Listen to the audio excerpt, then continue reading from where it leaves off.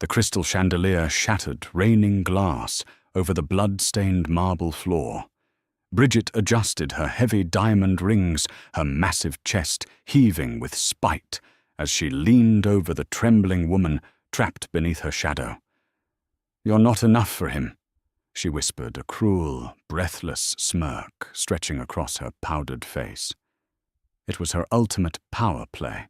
But what Bridget didn't know was that the man they were fighting over was standing right in the doorway, and he had already signed her death warrant. In the shadowy, cutthroat world of the Boston underworld, power was not given.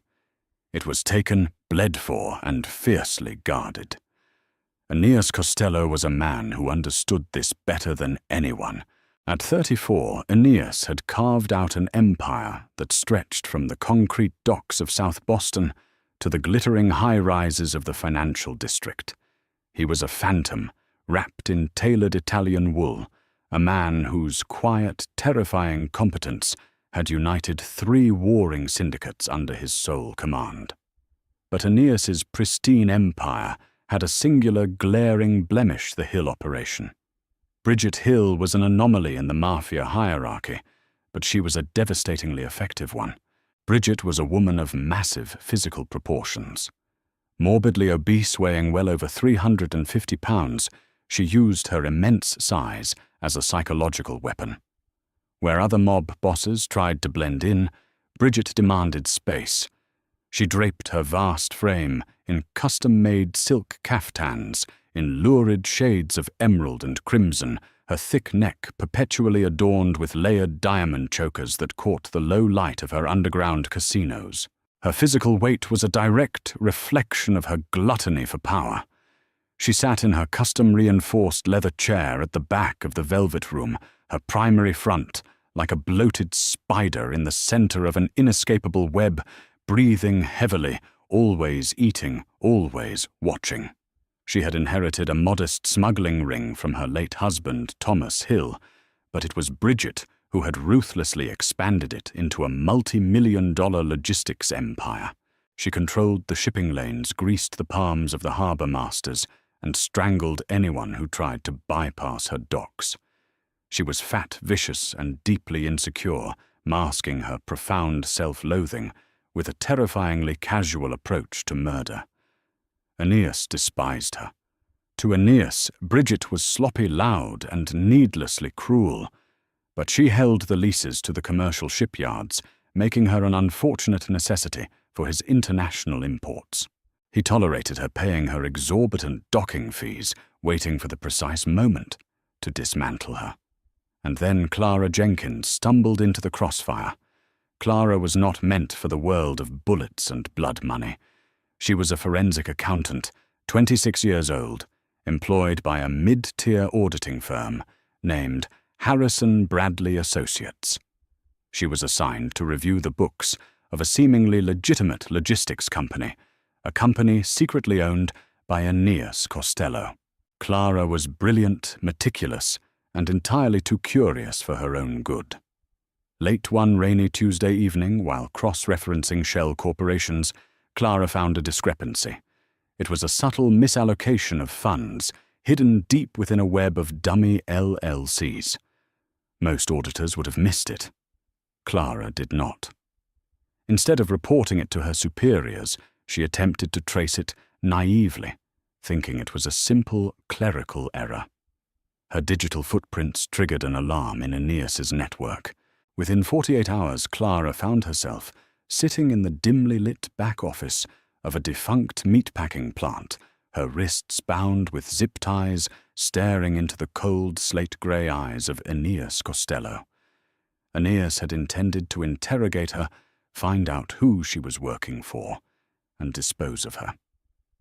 But as he sat across from her, he found himself entirely disarmed.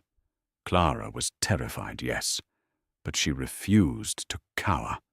Her hazel eyes met his with a fiery, stubborn intelligence. She didn't beg for her life.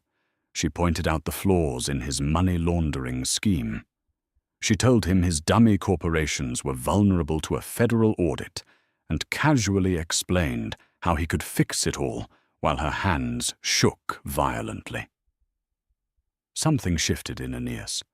For a man surrounded by sycophants and killers, Clara's sheer, unvarnished honesty was intoxicating. He didn't kill her. Instead, he forced her to work for him. He cut ties with Harrison Bradley Associates under the guise of an executive hire, bringing Clara directly into the fold of the Costello organization. As weeks bled into months, the forced proximity sparked something entirely unexpected. Clara, initially horrified by the reality of Aeneas's life, slowly began to see the man beneath the monster. She saw the burdens he carried, the strict code of honor he enforced among his men, and the surprising gentleness he reserved only for her. And Aeneas, for the first time in his violently chaotic life, found peace. Clara became his anchor. He bought her a sprawling, secure penthouse overlooking the Charles River, surrounding her with armed guards, attempting to keep the brutality of his world from touching her. But in the Mafia, secrets are the most expensive currency, and Bridget Hill was exceptionally wealthy. Bridget had been feeling the squeeze. Aeneas had been quietly buying up the municipal politicians who normally protected Bridget's harbour operations. Her profits were dipping, and her temper was fraying. Sitting at her massive mahogany dining table, wiping grease from her lips with a linen napkin, she listened to her chief enforcer, Gregory Davies. "Costello is distracted," Gregory reported, sliding a manila folder across the polished wood. "He's got a girl, a civilian, keeps her locked up in a penthouse on Beacon Street. My guys say he visits her every night. No escorts, no business meetings, just her." Bridget's fleshy face contorted. Her small, cruel eyes narrowed as she flipped open the folder, staring at the surveillance photos of Clara. A sharp, burning jealousy gnawed at her insides. Years ago, before her husband's death, Bridget had made a brazen advance on a younger Aeneas Costello, offering an alliance sealed in the bedroom. Aeneas had rejected her with a cold, polite disgust that Bridget had never forgotten. She had convinced herself that Aeneas was simply incapable of love, a machine driven only by ambition. Seeing Clara, a slender, unremarkable civilian with no power, no money, and no standing, ignited a visceral rage within her. "Look at her." Bridget spat her voice, a wet, gravelly rasp. "Skin and bones. Pathetic. He thinks he can bleed my territory dry while he plays house with a little accountant." Bridget reached for a crystal decanter of bourbon, pouring a heavy measure. Her mind, as sharp as it was, twisted began to turn. Aeneas Costello was an unstoppable force, heavily armed and deeply entrenched. But Clara Jenkins. Clara was a glass figurine sitting on the edge of a table. All Bridget had to do was push her over. "Pull back our men from the south end." Bridget wheezed, tapping her thick, diamond-encrusted fingers against the glass.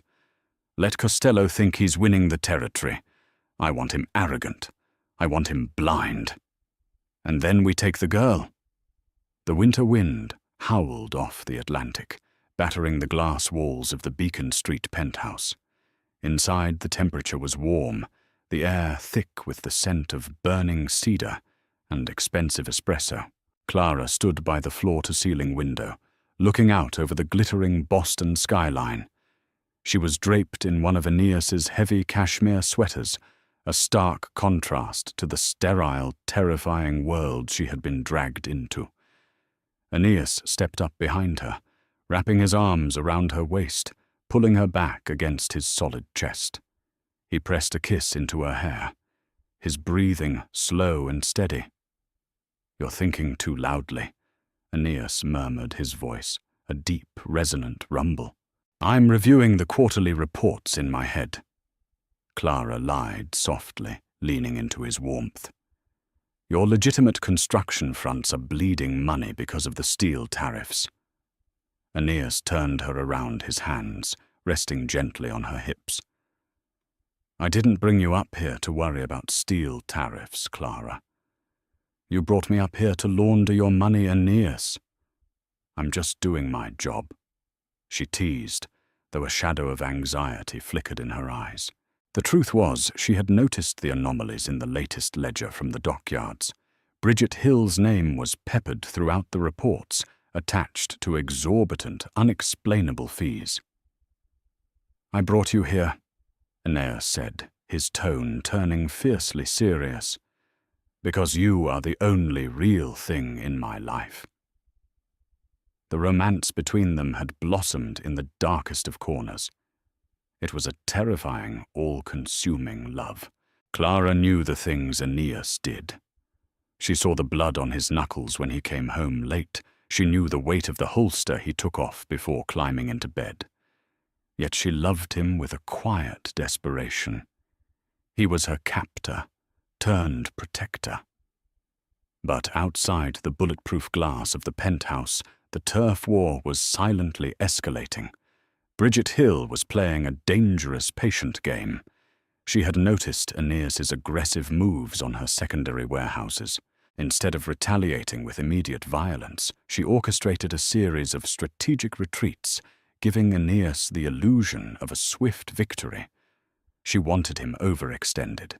She wanted his lieutenants busy managing new territories, leaving his personal security detail stretched thin. Bridget spent her days gorging on catered meals from Boston's finest restaurants, while plotting from her subterranean fortress beneath the Velvet Room. She despised movement, preferring to let the world come to her. But for Clara Jenkins, she was willing to make an exception. The psychological warfare began subtly. Clara started receiving things at the supposedly secret penthouse.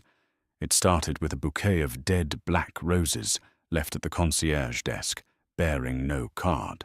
Then came the photographs, pictures of Clara walking to her car in the underground garage, pictures of Aeneas leaving the building, pictures taken through a telephoto lens from a neighboring high-rise. Aeneas went into a lethal frenzy.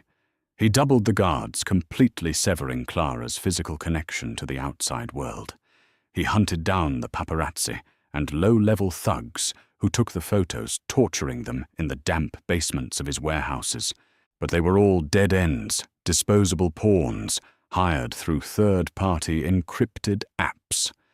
Clara felt the walls closing in. The penthouse, once her sanctuary, now felt like a gilded cage.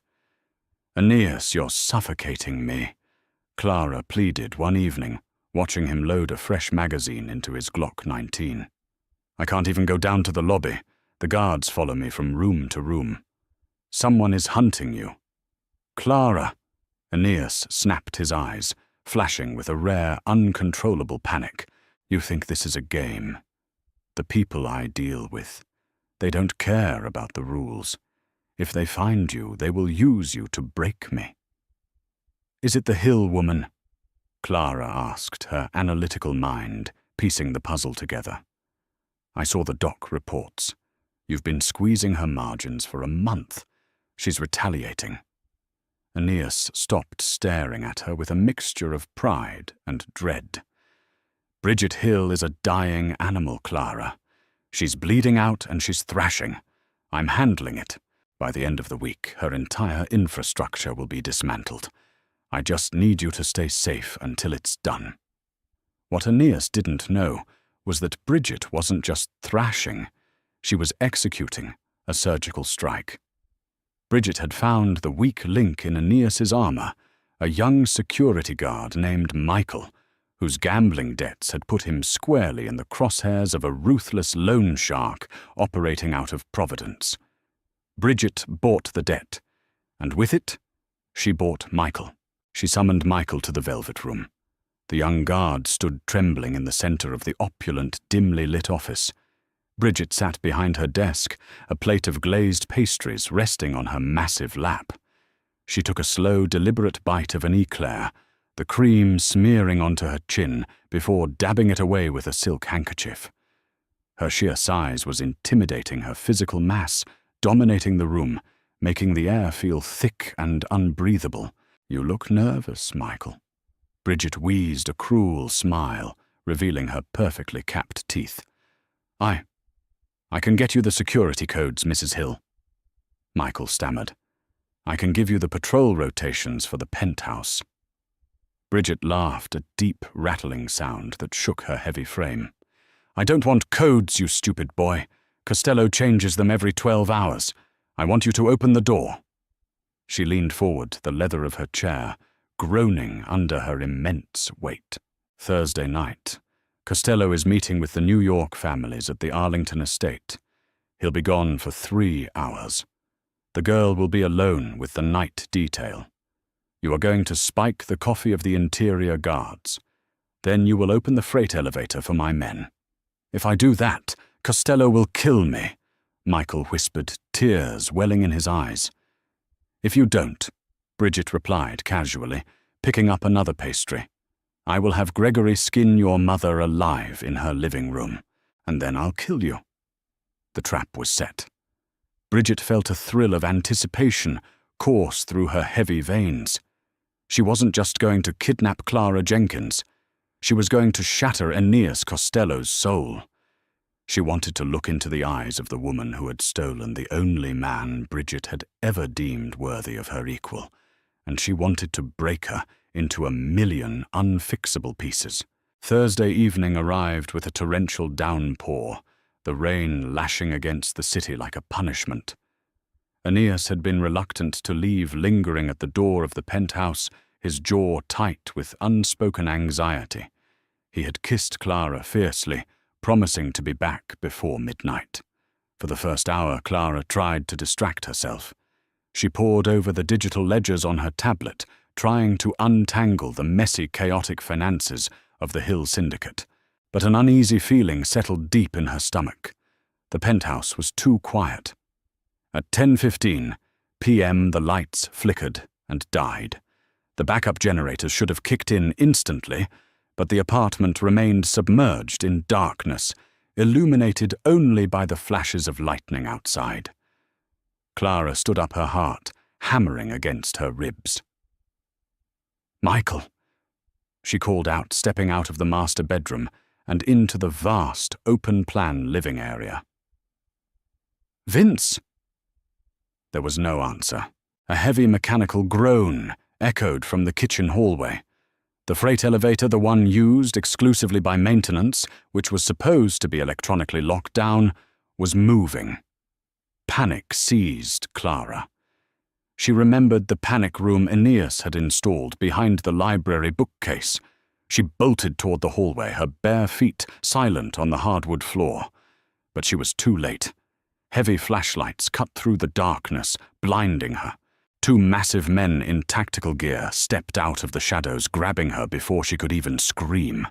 She fought, kicking and scratching her nails, digging into the Kevlar vests of her attackers, but they overpowered her easily, throwing her roughly onto the velvet sofa in the center of the living room.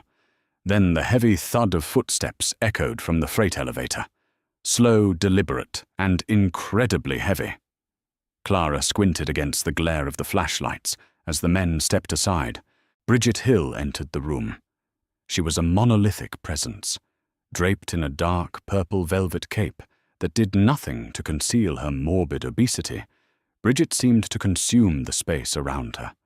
She was breathing heavily from the exertion of walking from the elevator, her chest heaving, the layered diamond necklaces clinking loudly in the eerie silence of the dark penthouse.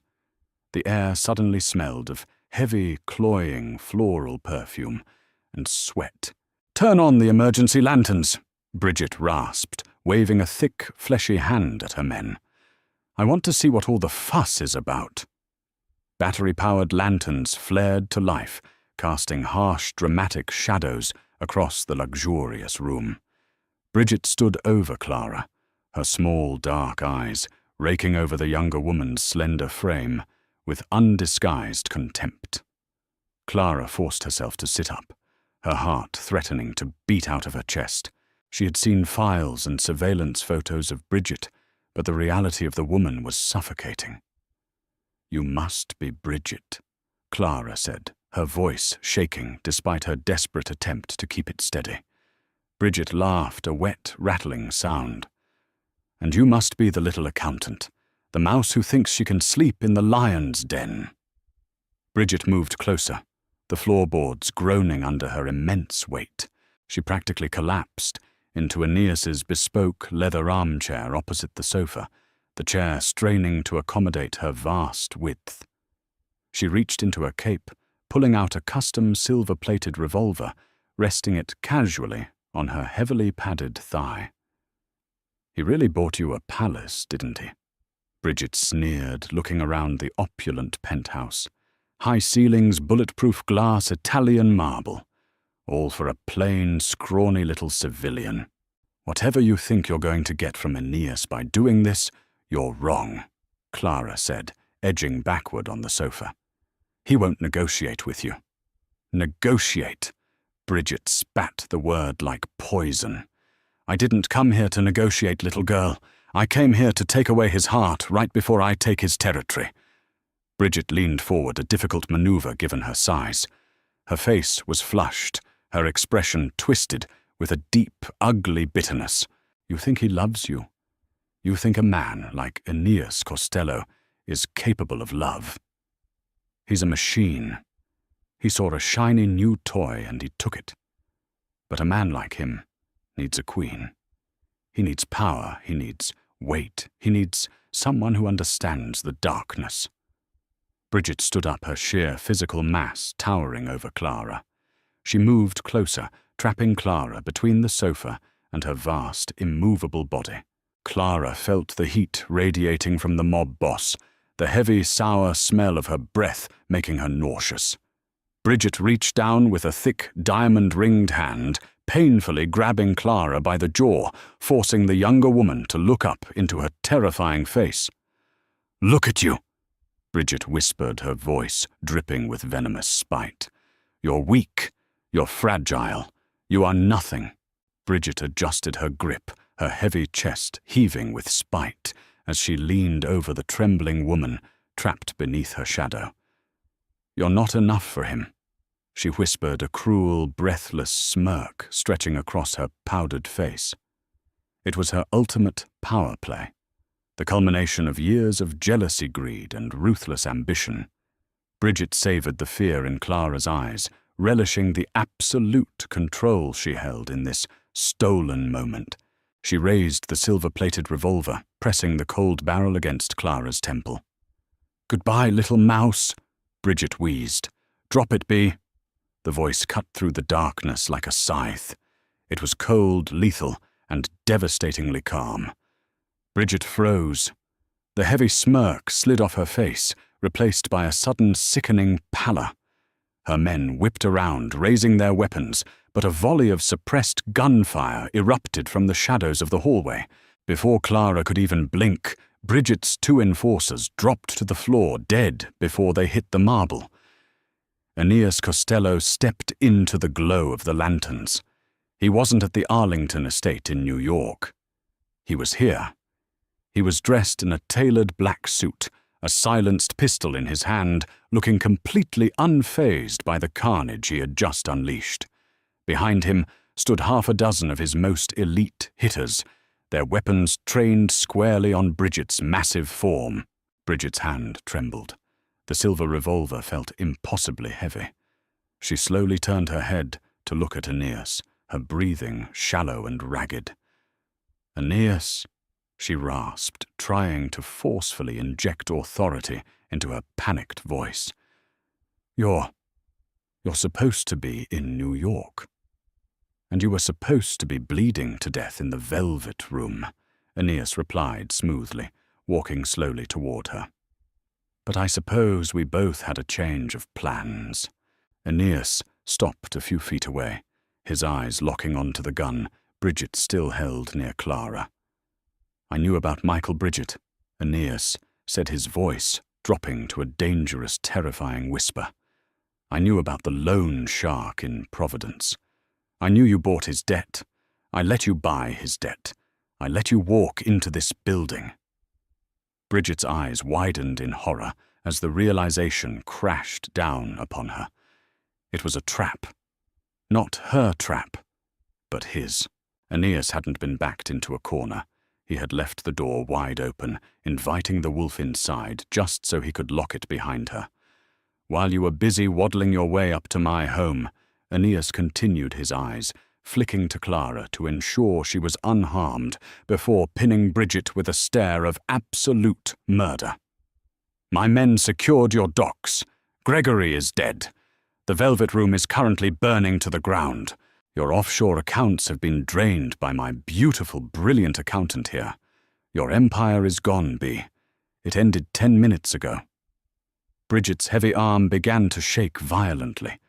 The gun wavered. She looked at Aeneas, then down at Clara, the woman she had just declared not enough.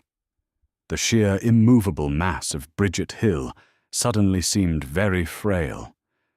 If I'm going down, Bridget wheezed, her finger twitching on the trigger. She goes with me. The gunshot was not a deafening roar, but a sharp mechanical spit.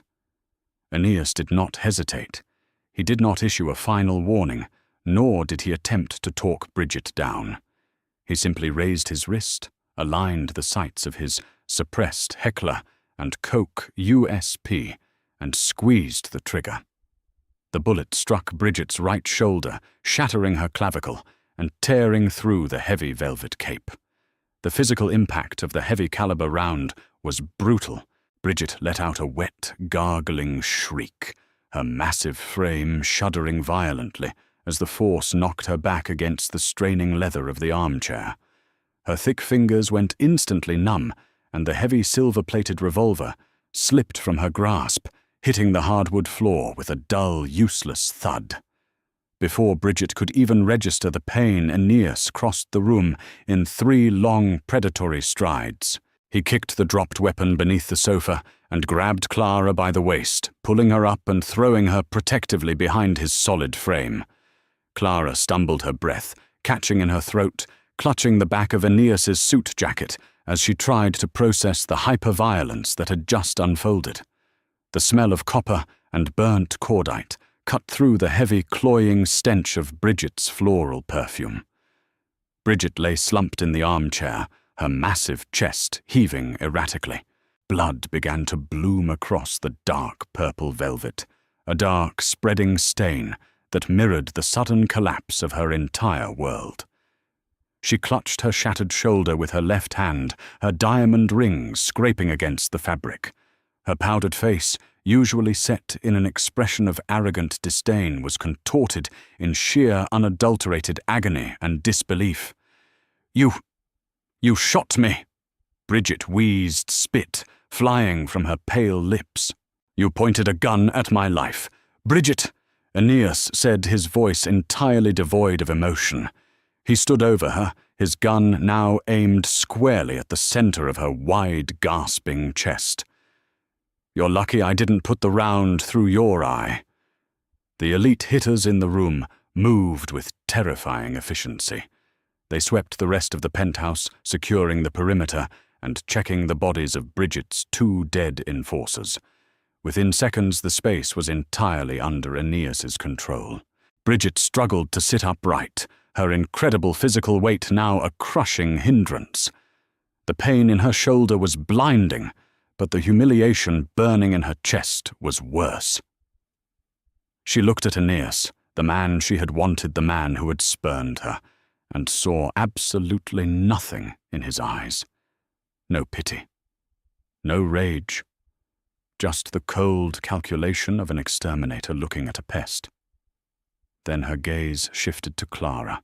Clara stood behind Aeneas, visibly shaken, her face pale, but her hazel eyes were locked onto Bridget. There was no triumph in Clara's expression, only a profound analytical pity. That pity broke Bridget more than the bullet ever could. "I built the ports." Bridget gasped, her breathing shallow and ragged. "I survived the old days. I ran the shipments through the old Patriarcha crime family routes when you were still a child in Southie. You can't just take it. Boston is mine." "Boston belongs to the future Bee," Aeneas replied softly. "And you are a relic. You got fat, you got lazy, and you got careless. You thought you could intimidate me by targeting Clara. But all you did was show me exactly how vulnerable you were." Aeneas gestured sharply to his lieutenant, a tall, scarred man named Dominic. "Bandage her shoulder, tightly. I don't want her bleeding out on my floor." Dominic stepped forward, pulling a heavy-duty trauma kit from his tactical vest. Bridget winced and cursed as the man roughly packed the gunshot wound, his hands entirely unsympathetic to her cries. "What are you going to do to me?" Bridget demanded, a tremor of genuine terror finally cracking her gravelly voice. Her bravado was gone, stripped away by the excruciating pain and the realization of her absolute helplessness. "If I killed you here, it would be a mercy," Aeneas said, crouching down so he was eye level with the fallen mob boss. "But you tried to hurt Clara, so mercy is off the table." Aeneas stood up and adjusted his cuffs. "You've always loved your shipping containers, Bridget. The ones you used to smuggle weapons, drugs, and human collateral. You're going to take a trip in one.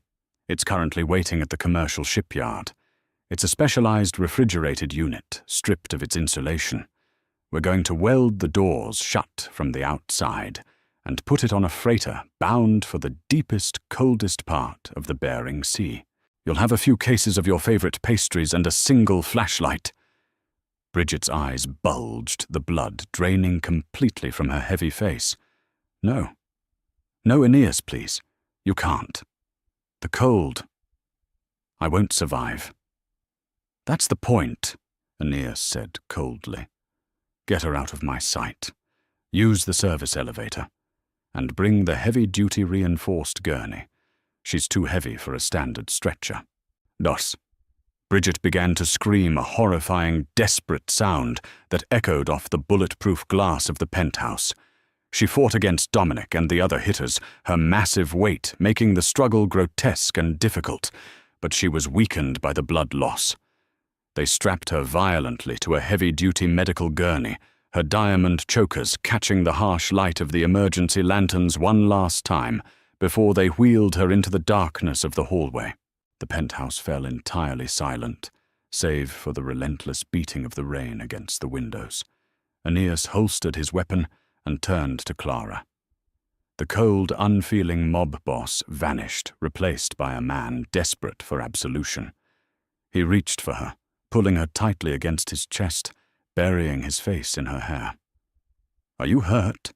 he whispered, his hands roaming frantically over her back, checking for injuries. Clara did. "She hurt you." "I'm fine," Clara breathed, wrapping her arms around his neck, burying her face into his shoulder. She could feel his heart hammering against his ribs, betraying the calm facade he had just presented. "I'm okay, Aeneas. You came back. I will always come back for you," he murmured fiercely. "Always." By dawn, the storm had broken, leaving the streets of Boston washed clean and shimmering under a pale grey light. The penthouse had been meticulously scrubbed by Aeneas's cleaning crew. The bodies were gone, the bloodstains bleached and polished out of the marble, and the ruined leather armchair replaced. The power had been restored, and the heating hummed softly. But the psychological residue of the night remained. Clara sat at the massive oak dining table, a mug of black coffee cooling beside her. The digital tablet in front of her was illuminated, displaying the highly classified encrypted financial ledgers of the Hill Empire. Aeneas had not simply destroyed Bridget, he had absorbed her. As Clara worked her fingers flying across the screen, she marveled at the sheer scale of the corruption. Bridget had been hiding millions, filtering it through legitimate shell companies registered under State Street Corporation to avoid federal oversight. Clara systematically broke down the firewalls, transferring the hidden assets directly into Aeneas's offshore untraceable accounts. Aeneas walked into the dining room, dressed in fresh clothes, looking completely exhausted. He poured himself a cup of coffee and sat down heavily beside Clara, watching her work. "The shipyards are secured," Aeneas said quietly. "The harbour masters have accepted the change in management. The Velvet Room is a pile of ash, and the fire department has ruled it an electrical fault. It's over. Clara stopped typing and looked at him. The man sitting beside her had ordered a woman to be welded into a metal box and shipped to her death. A few months ago, the very thought would have sent Clara running for the police. But now, looking at the dark circles under Aeneas's eyes, all she felt was a terrifying, unconditional loyalty. "It's not completely over, Aeneas," Clara said softly, turning the tablet toward him. Aeneas frowned, leaning in to look at the screen. "What did you find?" Bridget wasn't acting completely on her own. Clara explained, her analytical mind cutting through the fatigue. "I traced the funding for her private security detail and the bribe she paid to the Providence loan shark. The money didn't come from her primary slush fund. It came from an external account. A blind trust." Aeneas's eyes narrowed, the exhaustion vanishing, instantly replaced by sharp, lethal focus. "Who owns the trust?" "It took me 4 hours to crack the encryption, but I traced the IP routing," Clara said, tapping a specific line of code. "The trust is managed by a private wealth management firm in Chicago, but the primary benefactor is local. It's tied to the Massachusetts State House, specifically a political action committee controlled by State Senator Richard Caldwell." Aeneas leaned back in his chair, a low, dangerous growl rumbling in his chest. Caldwell, that sanctimonious bastard. He's been running on an anti-organized crime platform for 2 years. He claimed he wanted to clean up the docks. "He didn't want to clean them up," Clara corrected, her eyes sharp. "He wanted a monopoly. He was using Bridget to disrupt your operations. He knew she hated you, so he quietly funded her aggressive expansion, hoping the two of you would destroy each other. When you started winning, he pushed her to take me, knowing it would force a violently reckless confrontation." Aeneas stared at Clara, awe mixing with his rising anger. She was no longer just a hostage, no longer just a civilian to be protected. She had fully integrated into his world. She was his general mapping the battlefield from behind a glowing screen. "Caldwell is insulated," Aeneas mused, rubbing his jaw. "He has federal protection.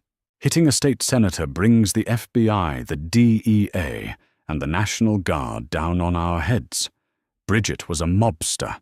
Caldwell is a politician. It's a different kind of war." "We don't need to hit him with bullets, Aeneas," Clara said, a small, dangerous smile touching her lips. "I have his ledgers. I have the wire transfers from his PAC to Bridget's illicit accounts. I have the proof that he used taxpayer money to fund a mafia turf war." Aeneas looked at her, his heart swelling with a dark, consuming pride. "You want to ruin him." "I want to annihilate him," Clara corrected softly. "He put a target on my back to get to you. We don't just kill him, Aeneas. We expose him. We freeze his assets, leak the documents to the federal prosecutors, and let the government tear him apart. He'll spend the rest of his life in a federal penitentiary, surrounded by the very criminals he put away." Aeneas reached out his hand, covering hers on the table. The contrast was stark, his knuckles bruised and calloused from a lifetime of violence, her fingers slender and precise. Yet they fit perfectly together. "Do it," Aeneas commanded, his voice dark and absolute. Clara nodded and turned back to the tablet. With a few swift keystrokes, she compiled the damning evidence, formatting it into an encrypted anonymous dossier. She routed the email through a dozen foreign servers, ensuring it could never be traced back to the penthouse, and hit send.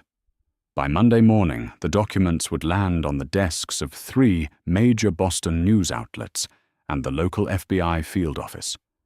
State Senator Caldwell's life, much like Bridget Hill's, was effectively over. Aeneas stood up and pulled Clara gently from her chair, wrapping his arms around her. The war for Boston was done. The throne had been secured. "You're terrifying, you know that," Aeneas whispered against her ear, a genuine relieved smile finally breaking across his face. Clara rested her head against his chest, listening to the steady, reassuring beat of his heart. She had been dragged into the darkness against her will, but she had found her place within it. She was the immovable anchor to his unstoppable force. "I learned from the best," Clara whispered back. But as the morning sun finally broke through the clouds, casting a golden light over the city, they now entirely controlled the shadow of their actions lingered. Power Clara was quickly learning was not a destination. It was a hungry, living thing. And keeping it would require more blood, more secrets, and more sacrifices. A faint buzz from Aeneas's encrypted cell phone on the counter shattered the quiet intimacy of the room. Aeneas pulled away slightly, his brow furrowing as he walked over to check the message.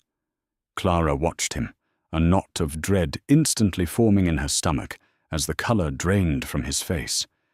"Aeneas," Clara asked, her voice tight. "What is it?" Aeneas looked up, his eyes dark with a fresh, terrifying storm. "It's Dominic. He just got back from the shipyards." "And the refrigerated container," Aeneas said, his voice dropping to a deathly whisper. "The one we put Bridget in." "What about it?" "It's empty, Clara. The welds were cut from the inside out." The silence in the penthouse was no longer a comfort. It was a vacuum sucking the air from Clara's lungs. Aeneas stood frozen, the encrypted cell phone glowing in his hand. The words hung in the air, impossible and terrifying. The welds were cut from the inside out. "That's physically impossible," Clara said, her voice dropping to a harsh whisper. She stood up, her analytical mind immediately rejecting the premise. Aeneas, she was morbidly obese, bleeding out from a shattered collarbone and strapped to a reinforced medical gurney. She didn't suddenly manifest a plasma torch and cut through solid steel. Aeneas's eyes were entirely black, the pupils dilated with a primal, predatory rage. Dominic said the slag from the melted steel was pushed outward, but the scorch marks originate from the interior. Someone was in that container waiting for her. He began to pace the length of the dining room, his heavy footsteps echoing off the marble floors. Caldwell. It has to be Caldwell. He knew his proxy war was failing. He knew I was moving on the docks. He stationed a Black Ops extraction team inside the refrigeration unit. "But why save her?" Clara asked, pulling up the dockyard schematics on her tablet, her fingers flying over the glass. "If Bridget's empire is gone and her bank accounts are drained, she's a liability to a state senator. Why risk exposing his own men to pull a dying mob boss out of a shipping container?" Aeneas stopped pacing. He looked out the floor-to-ceiling windows, the morning sun casting long, dark shadows across the Boston skyline. "Because she isn't just a mob boss, Clara. She's a walking hard drive. Bridget didn't just pay bribes, she documented them. She kept an analog ledger, a physical black book, of every politician, judge, and police commissioner she ever bought. It's the only thing she never digitized. If Caldwell has her, he has the blackmail material to control the entire state. And if she's alive, she's going to use his resources to burn us to the ground."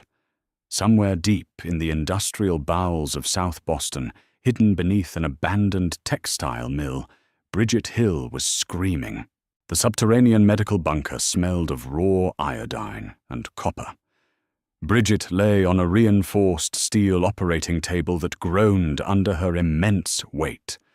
A disgraced underground trauma surgeon was furiously stitching the jagged, ruined flesh of her right shoulder, working without general anesthesia, because Bridget's massive body mass made the dosage too unpredictable and dangerous. She was sweating profusely, her complexion a sickly mottled grey. Her silk caftan had been cut away, replaced by sterile drapes that failed to cover her vast proportions.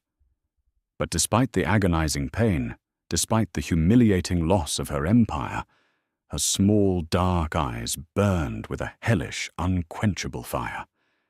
Standing in the corner of the surgical room, wiping a spot of blood from his tailored suit, was a man with cold, bureaucratic eyes. Senator Richard Caldwell. "You're a mess, Bridget," Caldwell said, his voice laced with aristocratic disgust. "Costello dismantled your entire life in less than 12 hours. You promised me the docks. You promised me his head. I underestimated. The girl—" Bridget wheezed, spitting blood into a metal basin beside her head. Her chest heaved with the sheer effort of speaking. The accountant. She drained the offshore accounts. She broke the firewalls. "She did," Caldwell agreed smoothly. "And an hour ago, my cybersecurity team intercepted an encrypted data packet sent to the FBI field office. It contained everything. My PAC funding your slush funds. The little mouse tried to nuke my career." Bridget let out a wet, rattling laugh that quickly dissolved into a cough. "So, you're dead too." "Not quite," Caldwell replied, stepping closer to the operating table, careful not to touch the sterile field. "I have highly placed friends in the Bureau. The data packet was intercepted and quarantined before it could reach the director. We have a brief window, Bridget, a very brief window. I need Costello dead, and I need the girl's primary server destroyed before she finds another way to leak the information." Bridget forced her left hand to curl into a massive, meaty fist. The humiliation of being rescued by this soft, cowardly politician gnawed at her. But she needed his soldiers. She was stripped of her wealth, her men, and her dignity. All she had left was a singular, monolithic hatred. "You want them dead." Bridget growled, the pain in her shoulder radiating into her thick neck. "I know how Costello thinks. I know where his primary servers are. They're not at the warehouses. They're at the Velvet Room." Caldwell frowned. "The Velvet Room burned down last night." "The club burned down," Bridget corrected, a cruel, bloody smile stretching across her face. "The subterranean vault beneath it where I used to keep my cash. It's bomb-proof. When Costello raided my club, he didn't just burn it. He repurposed the vault. It's the most secure location in the city. That's where he's keeping his central mainframe. And if I know Aeneas, that's where he's going to take the girl to re-upload the data." "Can you walk?" Caldwell asked, looking at her massive, ruined frame with open skepticism. "Strap me into a wheelchair and give me a gun." Bridget wheezed, her eyes entirely devoid of humanity. "I'm going to watch them both burn." The subterranean vault beneath the ashes of the Velvet Room was a marvel of paranoid engineering. Accessible only by a reinforced freight elevator hidden in the alley behind the charred remains of the club, the vault was lined with 2 feet of solid concrete and steel. Clara sat at a massive workstation, surrounded by glowing server racks that hummed with a deep, vibrating power. Aeneas stood behind her, his hand resting reassuringly on the back of her neck.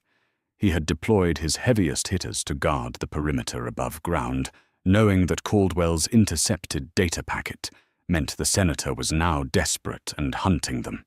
"I'm recompiling the dossier," Clara said, her eyes fixed on the dual monitors. "If Caldwell has friends in the FBI, we bypass the feds entirely. I'm writing a script to simultaneously drop the ledgers directly onto the servers of the New York Times, the Washington Post, and WikiLeaks.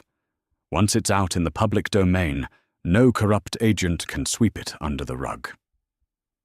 "How long?" Aeneas asked, his eyes scanning the security feeds on a separate monitor. 10 minutes to encrypt the payload, 2 minutes to transmit," Clara replied, her fingers moving in a blur. Above ground, the rain had started again, washing over the blackened ruins of Bridget's former kingdom. Dominic and his men held the perimeter assault rifles, resting against their tactical vests. But they were looking for a subtle tactical strike. They were looking for black SUVs and suppressed weapons. They were not looking for a garbage truck packed with high-yield industrial explosives. The hijacked sanitation truck slammed through the alleyway barricades at 60 miles per hour. Dominic barely had time to shout a warning before the truck impacted the reinforced concrete foundations of the ruined club and detonated. The explosion tore through South Boston like an artificial earthquake. The shockwave shattered windows for 3 blocks, turning the heavy rain into a misty fog of pulverized concrete and ash. Above ground, Aeneas's perimeter guards were instantly wiped out, the concussive force throwing them like rag dolls. Down in the vault, the ceiling shuddered violently. Dust and debris rained down on the servers, and the overhead lights flickered before dying, instantly replaced by the harsh red glow of the emergency backup system. Aeneas threw himself over Clara, pulling her to the floor beneath the heavy steel workstation as a section of the concrete ceiling cracked and collapsed. "Clara, are you hit?" Aeneas yelled over the ringing in his ears, coughing through the thick, choking dust. "I'm okay," Clara gasped, scrambling to check the monitors. "The servers are on isolated battery backups. The upload is at 60%. Before Aeneas could pull her up, the heavy steel doors of the vault groaned. The external locking mechanisms had been shattered by the concussive wave of the explosion. With a horrific screech of tearing metal, the doors were wrenched open by a hydraulic breaching ram. Through the settling dust and the flashing red emergency lights, the nightmare returned. Senator Caldwell's tactical mercenaries flooded into the vault, sweeping the room with laser sights. Aeneas immediately returned fire, his suppressed pistol dropping the first 2 men through the choke point of the doorway. But there were too many. He pulled Clara behind the server racks, trapping them in the back corner of the vault. And then, moving through the center of the mercenaries, came Bridget. She was a vision of absolute grotesque vengeance. Pushed in a reinforced heavy-duty industrial wheelchair by a mercenary, Bridget looked like a demon forged in ash and blood. Her massive body was draped in a black tactical blanket, her right arm heavily bandaged and strapped to her chest. But in her left hand, resting on her vast lap, she held a compact submachine gun. Her breathing was a horrific, wheezing rattle that echoed over the hum of the servers. "Costello!" Bridget roared, her voice a wet, gravelly shriek. "You think you can bury me? I am the ground you walk on." "Keep the upload going," Aeneas whispered to Clara, dropping his empty magazine and slamming a fresh one home. "Do not move from this spot." Aeneas stepped out from the cover of the server racks, exposing himself to draw their fire away from Clara's workstation. He moved with terrifying precision, firing 3 shots that dropped the mercenary, pushing Bridget's wheelchair, then diving behind a concrete support pillar as the remaining soldiers opened fire, shredding the space he had just occupied. Bridget, now stationary in the center of the room, raised her weapon with her good arm and sprayed blindly toward the server racks. "Kill the girl, destroy the machines!" she screamed, spit flying from her lips. Clara kept her head down her hands, shaking violently over the keyboard. 80%! Aeneas leaned out from the pillar, taking precise, methodical shots. He wasn't a soldier. He was an executioner. He put a bullet through the eye of a mercenary, flanking the servers, then shattered the knee of another, before finishing him with a headshot. Within 60 seconds, the highly trained Black Ops team was dead, their bodies littering the floor of the vault. Only Bridget remained. She sat in the heavy-duty wheelchair, her chest heaving, the submachine gun clicking empty in her left hand. She stared at the dead men around her, then slowly looked up as Aeneas stepped out from behind the pillar, his weapon aimed squarely at the center of her massive chest. Clara stood up from the workstation, the monitors flashing a bright, solid green. Transmission complete. It's done, Clara breathed, looking at Aeneas. The files are public.